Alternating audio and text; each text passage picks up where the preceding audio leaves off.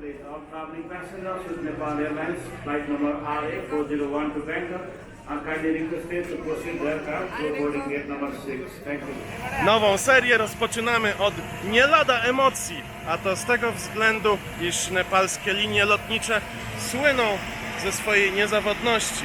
To właśnie dlatego uhonorowane zostały zakazem lotów w europejskiej strefie powietrznej. Nie no, nie wygląda to źle. Patrzcie, jak gościu przeżywa. For your information, this is a non-smoking flight. Lecę do jednego z nielicznych miejsc na świecie, które przychodzi mi odwiedzić ponownie. Miasta będącego synonimem tętniącej życiem azjatyckiej metropolii. Światowej stolicy najlepszego ulicznego jedzenia i wymarzonego celu dla wielu podróżników. Miasta kontrastów, gdzie z dala od zgiełku możemy oddać się ciszy i kontemplacji. Albo całkiem przeciwnie.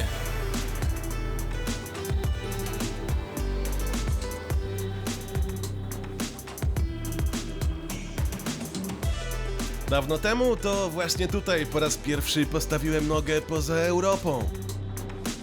I wiecie co? Jakoś wcale tego wszystkiego nie poczułem. Nie powiem, żeby wówczas Bangkok mi się nie spodobał. Po prostu nie wydał się aż tak niesamowity, jak krążące o nim legendy. Teraz, kiedy po latach znowu stanął na mojej drodze, postanawiam przejść się własnymi śladami i zweryfikować, na ile byłem głupi, że kiedyś go nie doceniłem. Ale też zajrzeć nieco głębiej i przekonać się, skąd się biorą pełne zachwytów opinie podróżników. Na początek, jak przed laty, kieruję się do Mekki 19-letnich backpackerów z zachodniego świata, którzy swój pierwszy kontakt z egzotyczną kulturą z reguły celebrują upiciem się w gronie własnych rodaków, czyli w rejon ulicy Khao San.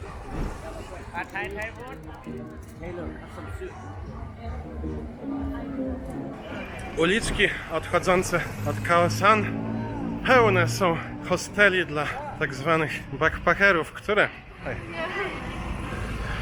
uśmiechają się fajnie wszyscy. Które to hostele uchodzą nie bez przyczyny za najtańsze i najbardziej tandetne miejsce noclegowe, jakie można znaleźć w Bangkoku. Celowo wziąłem jeszcze jakiś, który ma backpackers w nazwie, żeby już było 100% tego, o czym mówię. I nie zawiodłem się. Nie jest w sumie taki zły ten hostel. Wadą tych miejsc jest to, że po prostu jest tu głośno. Cała okolica słynie z turystycznej tandety, straganów z kolorowymi spodniami, naciągaczy, balonów z gazem rozweselającym i alkoholu wypijanego z wiaderek w trakcie wiecznej imprezy. Tak się jednak składa, że przylatuję akurat w przeddzień buddyjskiego święta Wesak, czyli jednego z nielicznych dni w roku, kiedy imprez w Bangkoku nie ma. Ponad 90% mieszkańców Tajlandii stanowią buddyści, dla których to dzień oświecenia Buddy. Wesak jest także świętem państwowym, w trakcie którego handel alkoholem jest surowo karany, co sprawia, że tego dnia ulica Khao San staje się kompletnie bezużyteczna. Jadając na Khao San raczej trudno się zachwycić słynną tajską kuchnią. No i właśnie, to jest takie dobre niby, ale kompletnie nic szczególnego. Po prostu ryż smażony z kurczakiem, z jakimiś tam śladowymi ilościami warzyw. Jest okej, nie ma na co narzekać, ale nie ma też absolutnie czym się zachwycać. Każdy może coś takiego w domu sobie zrobić. Czego jak czego, ale świątyń i pałaców stolica Tajlandii oferuje wystarczająco na rok zwiedzania. Warto zatem wybrać z nich kilka, zwłaszcza że Bangkok to najgorętsza stolica świata. 38 stopni. Trudno mi wyobrazić sobie taki plan, który nie uwzględnia świątyni Wat Po.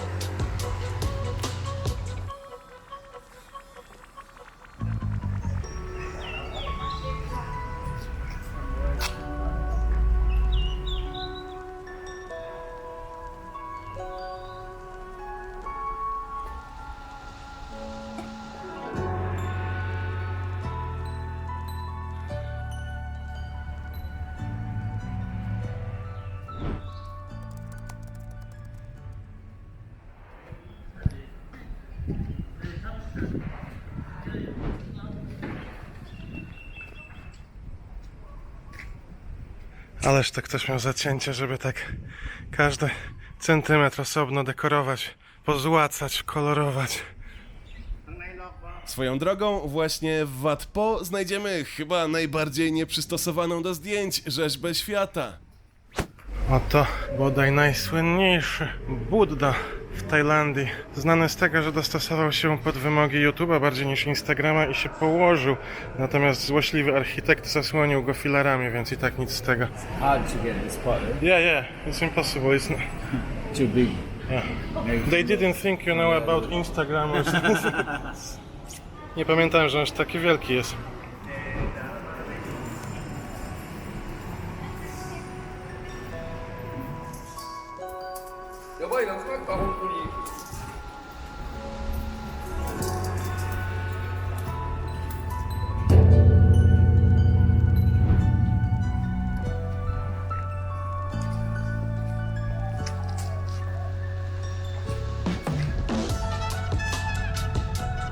Dla mnie osobiście Bangkok to coś więcej niż tylko miasto.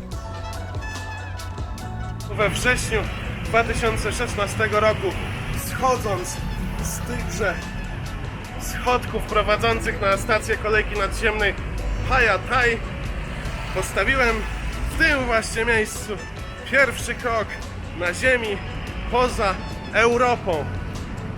Jeden mały krok człowieka, a jaki wielki krok Janka. Pamiętam, że wówczas moim pierwszym wrażeniem był po pierwsze szok termiczny. No dobra, doznałem go nie na tych schodkach, tylko wychodząc z klimatyzowanego pociągu. Ale wciąż w tej okolicy, kiedy ląduje się na lotnisku w Bangkoku, to cały czas jest się w samolocie, później przychodzi się przez rękaw na lotnisko, później wsiada się prosto z lotniska do tej nadziemnej kolejki i cały czas jest się w klimatyzacji. Natomiast kiedy wysiada się tutaj, czy tam na jakiejś innej stacji, to ryj chlusta gorące powietrze, jakby ktoś nas oblał gotującym się tłustym rosołem.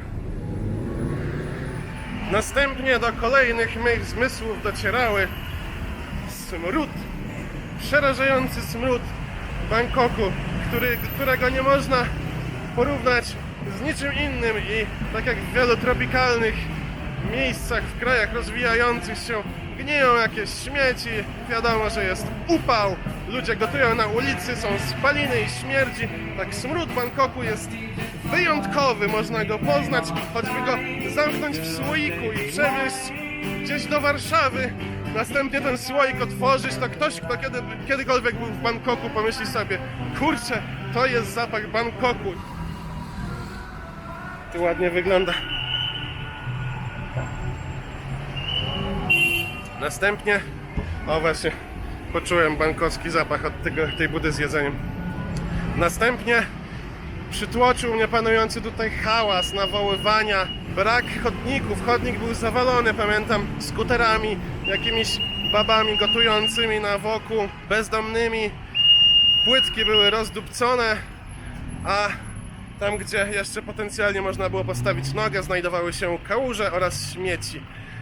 Jak widzimy, albo i nie widzimy, w każdym razie ja widzę, zmieniło się dużo i zauważam pewne różnice. Pierwsza, najoczywistsza, jak dla mnie, jest taka, że wychodząc, choćby stamtąd, czy gdziekolwiek indziej, trafiam na czysty chodnik. Bangkocki smród też nie jest już aż tak uporczywy, gdzieniegdzie, w zakamarkach można go wciąż odczuć, natomiast wtedy waliło wszędzie i nie było od tego żadnej ucieczki. Dzisiaj jest w miarę normalnie. Ruch uliczny. Kiedy zobaczyłem go po raz pierwszy, przeraziłem się, jakim sposobem miałbym tutaj doprowadzić się do stanu nietrzeźwości, a następnie wyjść z tego żywy. Dzisiaj ludzie jeżdżą, tutaj jest akurat tłoczno, ale ludzie jeżdżą po swoich pasach. Kiedy je zmieniają, używają kierunkowskazu.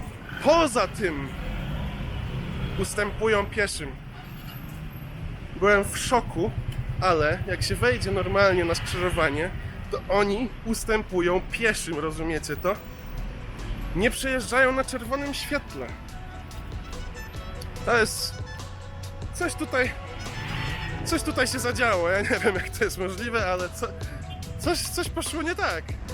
A i teraz pamiętam, że tutaj skręciłem. Nie planowałem tego, planowałem tylko przyjechać na tę stację, ale teraz już sobie odtwarzam w głowę, że tędy szliśmy. Tam, jak dobrze pamiętam, będzie taki załom, troszkę w lewo, trochę w prawo i później uliczka się zrobi węższa. Ciekawe, czy jestem jakimś pieprzonym psycholem, że to pamiętam. Podobno wszyscy, nawet po latach, jesteśmy w stanie ze szczegółami przywołać najbardziej szokujące wspomnienia. Cóż, okazuje się, że pierwszy kontakt z obcym, dzikim kontynentem to tego kalibru szok. A ja pieprzę. Patrzcie, co się dzieje. Odrobinę w lewo i w prawo uliczka się robi węższa. Ja pierdolę, ja jestem chory psychicznie. Ja to wszystko pamiętam, każdy kąt do dziś. I możecie mi teraz nie wierzyć, możecie myśleć, że sobie to wcześniej sprawdziłem i teraz się zgrywam, ale bez kitu. To, czego właśnie byliście świadkami, świadczy o tym, jak istotna w moim życiu była tamta podróż, o której mówię. To właśnie wtedy zaszły w moim mózgu nieodwracalne zmiany, które efekty właśnie obserwujecie. To tutaj to uwalenie w mojej głowie nastąpiło, żeby odwiedzić wszystkie kraje świata. Skoro mogłem przyjechać tutaj, to mogę przyjechać wszędzie.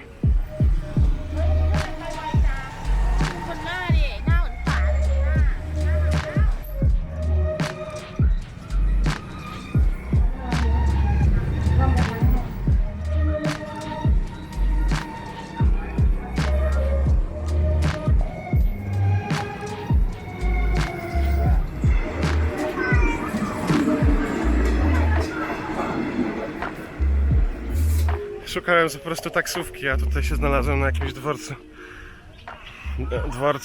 No właśnie, ni z tego, ni z owego. Przypadkiem odkryłem taki Bangkok, jaki wówczas zapamiętałem. Oczywiście nie tylko taki zapamiętałem wówczas, ale takie było moje pierwsze z nim doświadczenie. Ciekawe, natomiast nie nazwałbym go rajskim na pewno.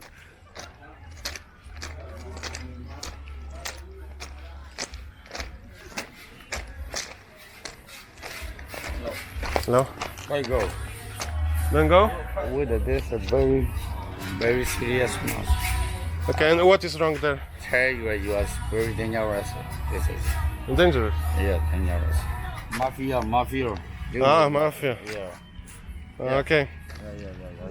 No dobra. Okay, thank you very much. Where from? From Poland. Oh, okay. You go this way. Yeah. Okay, I will. Thank you. Ale kurczę, to jest ciekawe.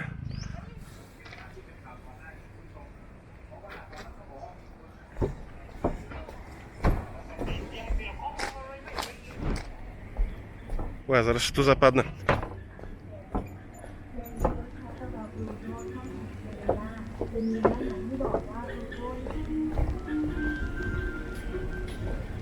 Musimy zderzyć się z pierwszym wielkim problemem, jaki napotyka turysta odwiedzający Tajlandię. To jest transport w Bangkoku. Jego najwygodniejszą, najczystszą i najtańszą formą są kolejki nadziemne oraz metro podziemne. Problem z nimi polega jednak na tym, że docierają we względnie niewiele miejsc. Jest tutaj kilka tych linii na krzyż. W tym momencie objawia nam się legendarny bangkocki tuk-tuk. Jest kolorowy, w nocy się błyszczy, aż kusi, żeby wsiąść i poczuć tę prawdziwą Tajlandię. Nie zrobię tego, ponieważ jest to najdroższa forma komunikacji w tym mieście. Alternatywą pozostaje skuter lub taksówka, zamówione przez aplikację taką jak Grab albo InDrive. Ale zawsze można spróbować znaleźć taksówkarza, który łaskawie włączy licznik. Bez licznika możemy zapomnieć o przejeździe w cenie choćby zbliżonej do uczciwej. Taximeter, right? Chcąc lepiej zgłębić sekret, czym w Tajlandii ludzie aż tak się zachwycają, postanawiam zwrócić się z tym pytaniem do kogoś, kto w Tajlandii spędził już wiele lat. Tak się składa, że nie tak dawno miałem okazję poznać aż dwie takie osoby. No proszę, i udało się. Skąd tu tyle Polaków jest? My to już jesteśmy Tajami w zasadzie A, raczej. sawadika. Sawadika! Co za zbieg okoliczności. Świat stały, co nie?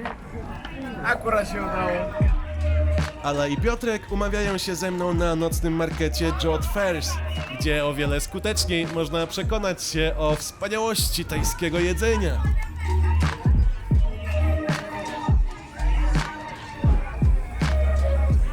To jest nie do wiary, jakie to jest dobre. Jeśli ktoś by nie znał tych państwa, ale chyba myślę, że duża część może z was kojarzyć. Moi rozmówcy od lat mieszkają w Tajlandii, a na kanale Podróże Wojownika i swoich profilach na Instagramie relacjonują życie w tym kraju i podróże dosłownie po całym świecie. Napisali też e-booka o Tajlandii, który bardzo przydał się także i mnie. I to z niego dowiedziałem się o wielu z odwiedzonych przeze mnie miejsc. A kiedy pierwszy raz byliście w Tajlandii? Ja byłam 6 lat temu pierwszy raz. Ja byłem w 2011 roku. To jeszcze prądu nie było wtedy. No trochę się zmieniło, szczególnie na Phuket, no. Ala i Piotrek dawno temu odkryli w Tajlandii ten urok, którego sam poszukuję. W Tajlandii lubię być wszędzie, totalnie wszędzie. W Bangkoku czuję się też jak w domu, chociaż nigdy tu nie mieszkałem. A ja mieszkałam tutaj rok i 2 miesiące i uwielbiam to miejsce, a teraz właśnie mieszkamy na Phuket. Co najbardziej lubicie w Tajlandii? Wszystko. Trzeba zapytać, czego nie lubię. No. bo- Właśnie, a to też jest dobre pytanie. Wiesz To... co, wszystko. biurokracja trochę nas denerwuje czasami. Nie. Mi się podoba, że można za wszystko zapłacić w razie czego.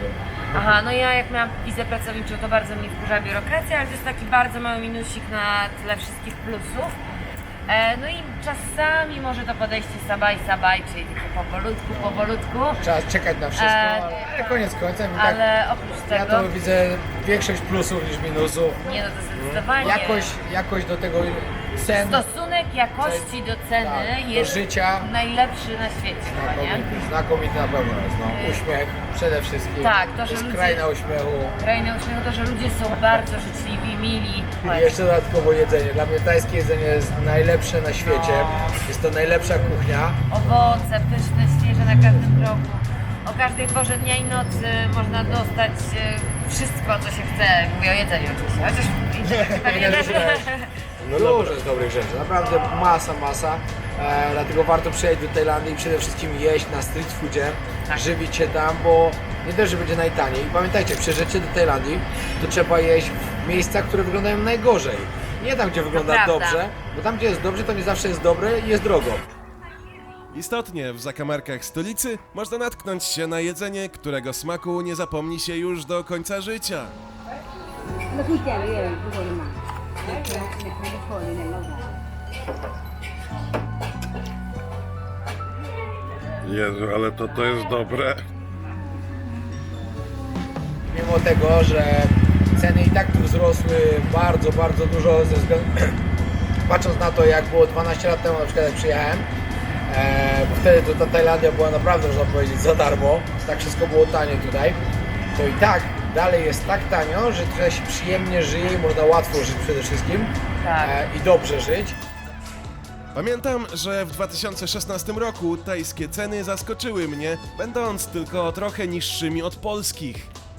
W trakcie bieżącego pobytu różnica cenowa jest już ponownie wyraźnie odczuwalna. Oczywiście nie dlatego, żeby w Tajlandii cokolwiek potaniało. Po prostu w Polsce w międzyczasie podrożało wszystko.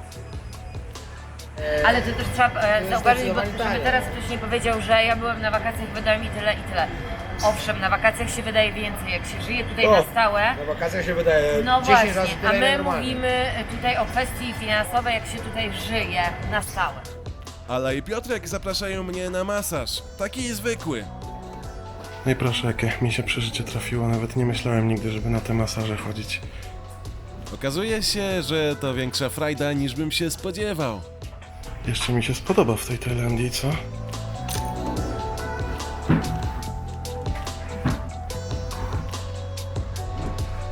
To co, dzięki serdeczne. Tak, może jeszcze jutro się uda złapać. Kto wie, kto wie. Dziękuję bardzo, miło się było spotkać. Zapraszacie do Tajlandii? Tak, zapraszamy do Tajlandii. Właśnie stąd wyjeżdżamy, jutro dlatego zapraszamy. A ja zapraszam do śledzenia działalności Ali i Piotrka. Tymczasem święto zamkniętych barów szczęśliwie zostaje tylko wspomnieniem.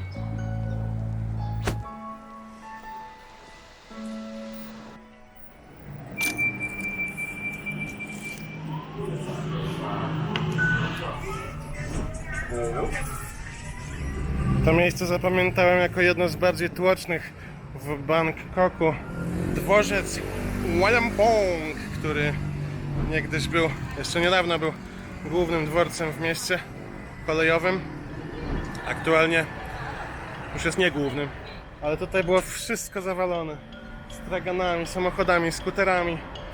Ludzi tłum się kłębił przy wejściu. Pamiętam, jak w 2016 roku czekaliśmy na pociąg z dworca tam w Walampong, ale że do pociągu jeszcze zostało dobre kilka godzin, to postanowiłem połazić sobie po okolicy, już było po zmroku i wlazłem tutaj w te uliczki. Teraz już wiem, że nie było w tym jakiegoś specjalnego heroizmu, ale wówczas, będąc pierwszy raz poza Europą, o, tutaj mi pan pokazuje drogę, odbierałem to jako nie wiadomo jakie życie na krawędzi i towarzyszyła mi taka podjara tym faktem, że łażę tutaj, nie wiem gdzie jestem i się gubię, gdzieś błądzę, że uczucie z tamtego momentu do dziś siedzi mi w głowie tak głęboko, że jak gdziekolwiek jestem, próbuję wyzwolić w sobie tę żądzę poznawania lokalnych zaułków.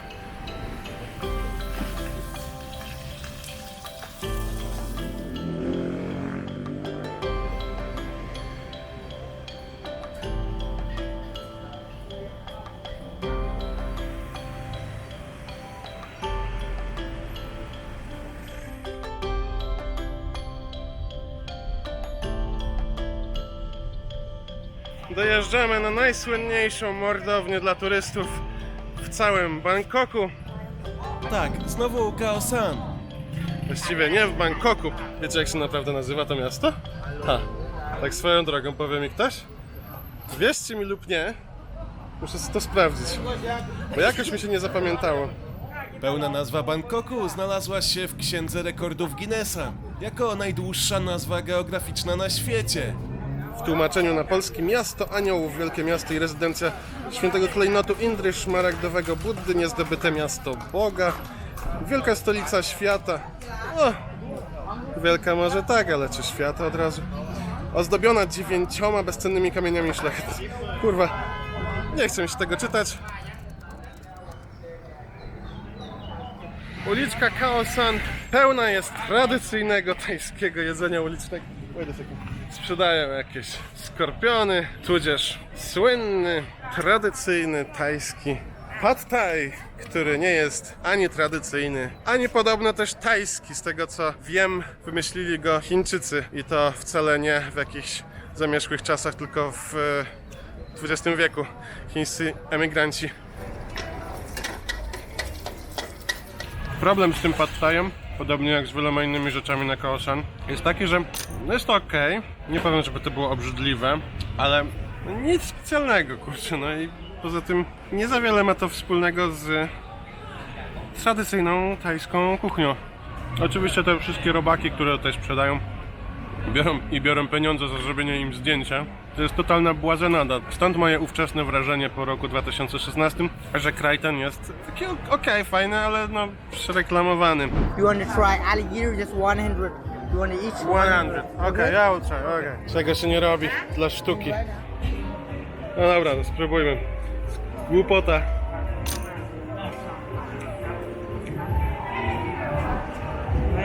Ej, może nie taka głupota. Dobre to jest.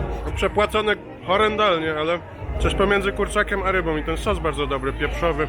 No ale pierwszy i ostatni raz. Wieczorem możemy skorzystać z tego, z czego Bangkok słynie chyba najbardziej.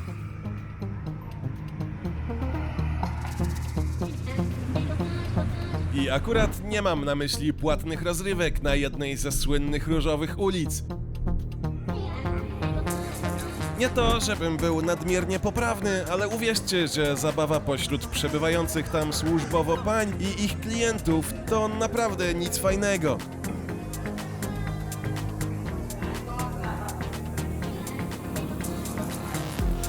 Normalny człowiek bez trudu odnajdzie w Bangkoku równie normalne towarzystwo.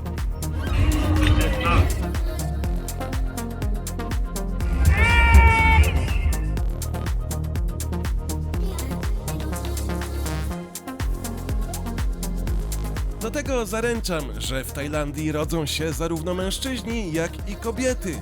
I nie trzeba być Sherlockiem Holmesem, żeby zorientować się, z kim mamy do czynienia. Ojej.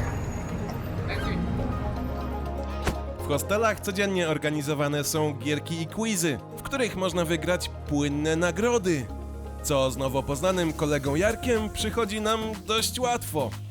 I co, warto być mądrym? Smacznego, panie kolego. W Polsce mamy dobrą edukację. Co ciekawe, dzień po dniu odkrywam coraz więcej walorów turystycznej Khao San. Na pewnym etapie podróży i może też na pewnym etapie życia ma swój urok. Ponadto weekendami można napotkać tam zaskakująco wielu miejscowych.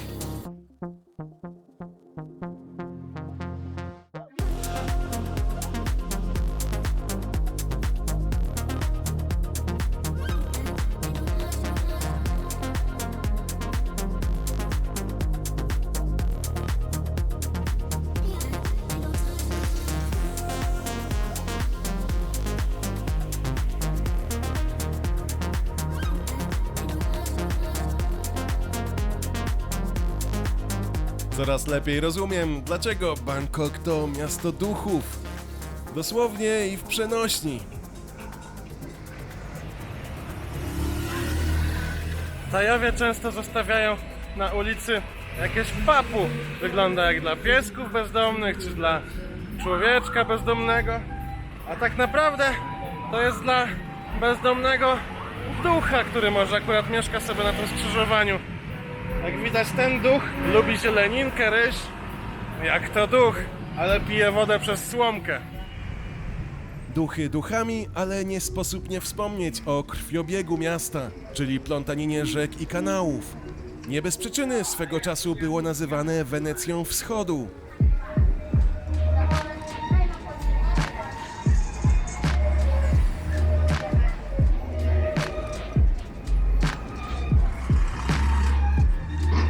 Świątynia zwana Wat Arun, tudzież Wat Arun, jakoś tak, gdzie podobno warto się wybrać na wycieczkę, tylko chcę sobie przepłynąć na drugą stronę.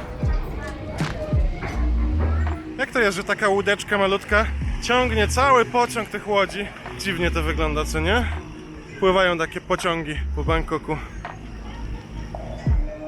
Główną arterię dla wodnych taksówek stanowi największa rzeka Menam. O Jezu, weź to sobie wsiądź. Port się rusza, nie tylko łódka.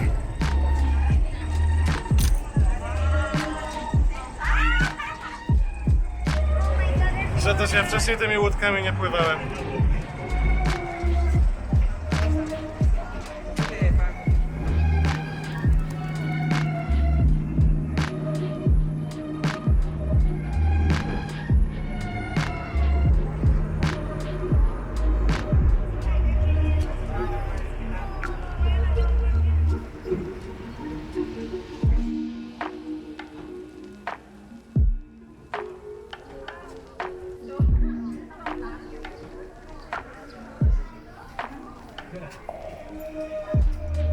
No i co, faktycznie okazuje się, że ta świątynka mi się w sumie chyba najbardziej ze wszystkich podoba.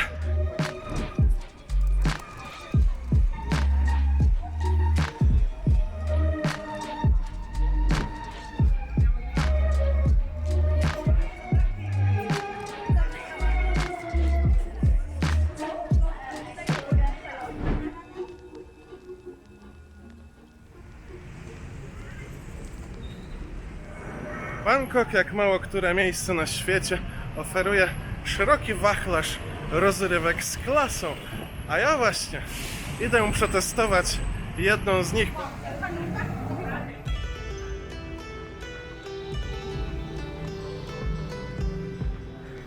Niech będzie piętro 45. Hello?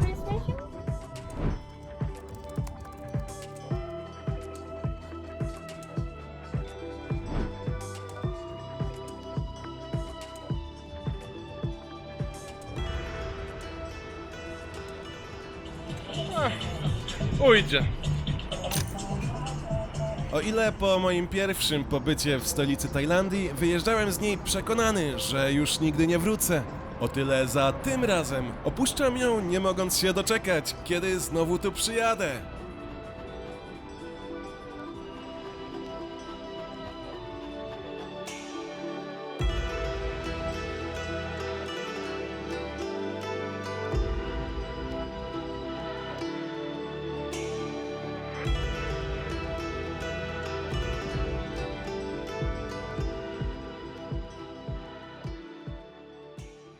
Jeśli Ci się podobało i chciałabyś lub chciałbyś jakoś pomóc w rozwoju kanału, to pamiętaj, że kliknięcie subskrypcji, łapki, dzwoneczka, napisanie komentarza, udostępnienie na pewno bardzo w tym celu pomogą, a jeśli z jakiegoś powodu Ci się nie podobało, to i tak zapraszam na następne odcinki. Może zmienisz zdanie.